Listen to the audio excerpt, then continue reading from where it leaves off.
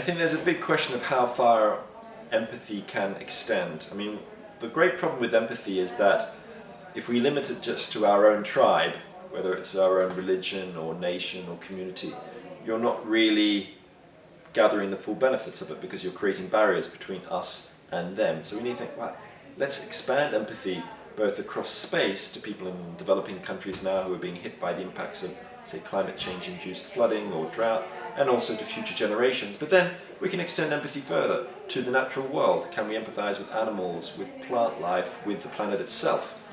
And this is very complicated, because on one level we can step into the shoes of animals, for example, that have emotional lives very much like our own, primates, bonobo chimps, gorillas and so on, which exhibit playfulness and joy and anger and pride and all these kinds of things. Anybody who's worked with primates knows, of course, you can empathize with them. But can you really step into the shoes of an ant or a bee or a tiny fish? You might know they experience pain, but what do you really know about their pain? Yeah, there's a great friend of mine who's one of the world's expert on hedgehogs says, you may not be able to understand what it's really like to be a hedgehog, but you can literally get down to hedgehog level and try and look at the world through the eyes of a hedgehog. How would a hedgehog see all the roads around us which they can't cross and which squash them, or they can't get access to food sources?